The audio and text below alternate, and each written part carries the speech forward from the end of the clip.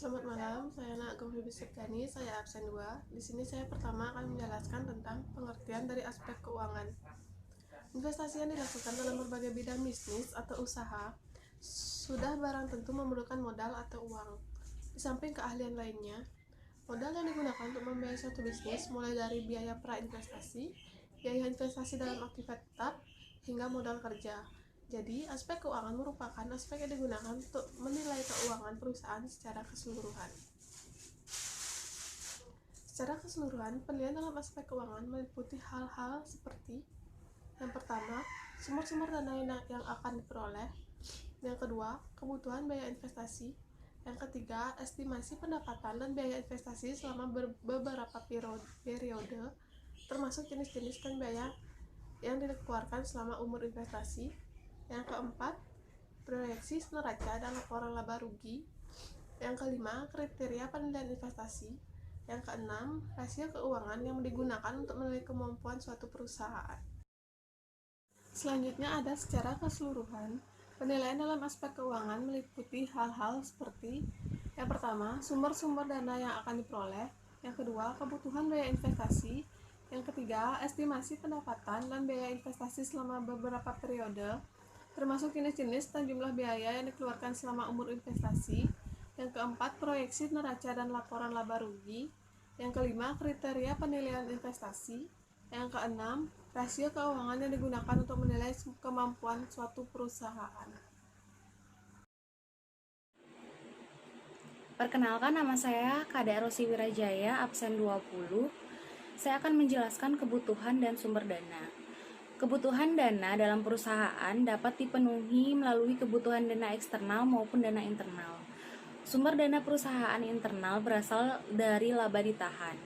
Dana yang diperoleh dari sumber eksternal berasal dari para kreditur dan pemilik, peserta atau pengambilan bagian dalam perusahaan.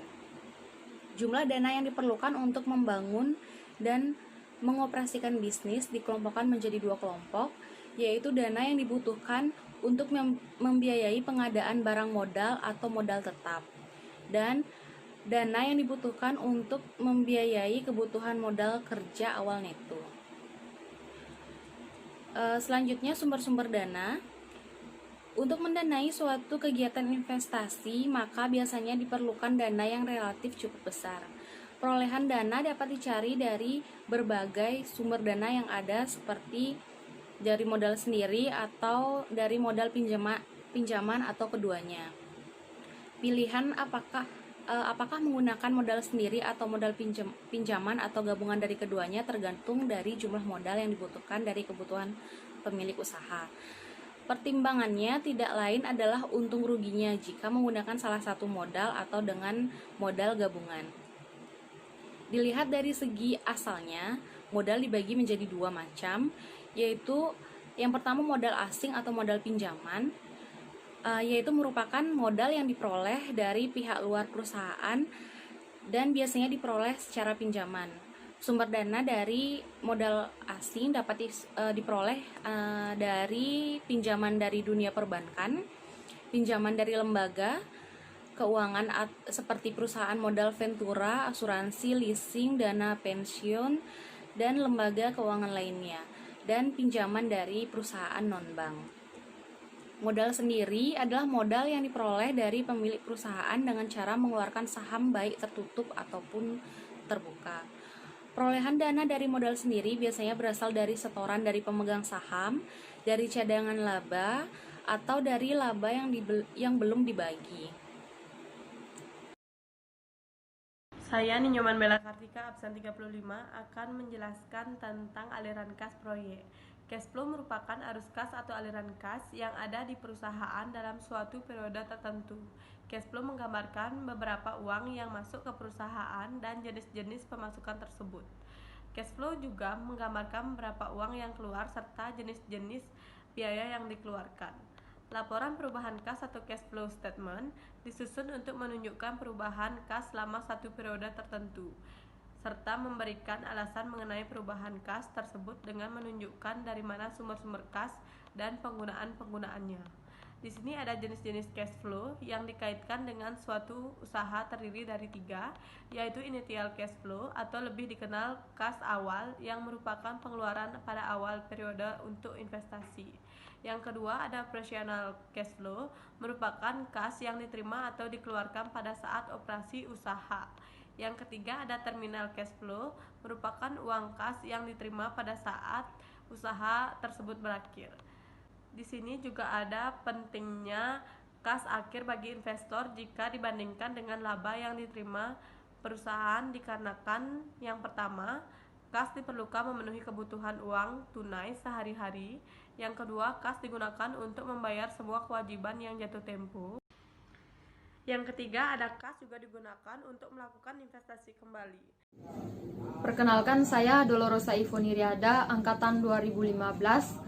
Saya akan mempresentasikan materi tentang kriteria penilaian investasi. Adapun kriteria yang biasa digunakan untuk menentukan kelayakan suatu usaha atau investasi adalah sebagai berikut. Yang pertama, payback period adalah metode evaluasi kelayakan suatu investasi dengan mencari periode yang diperlukan untuk mengembalikan jumlah investasi yang telah dikeluarkan berdasarkan arus kas yang diharapkan dari investasi yang didanai. Yang kedua, average rate of return merupakan metode yang digunakan untuk mengukur tingkat keuntungan yang diperoleh dari suatu investasi. Tingkat keuntungan yang digunakan dalam metode ini adalah laba setelah pajak dibandingkan dengan total atau rata-rata investasi. Yang ketiga, net present of return merupakan metode yang dilakukan dengan cara membandingkan nilai sekarang dari aliran kas masuk bersih dengan nilai sekarang dari biaya pengeluaran suatu investasi. Yang keempat, internal rate of return merupakan metode untuk menghitung tingkat bunga yang dapat menyamakan antara present value dari semua aliran kas masuk dengan aliran kas keluar. Yang terakhir, profitability index merupakan metode yang menghitung perbandingan antara nilai sekarang penerimaan kas bersih di masa yang akan datang dengan nilai sekarang investasi.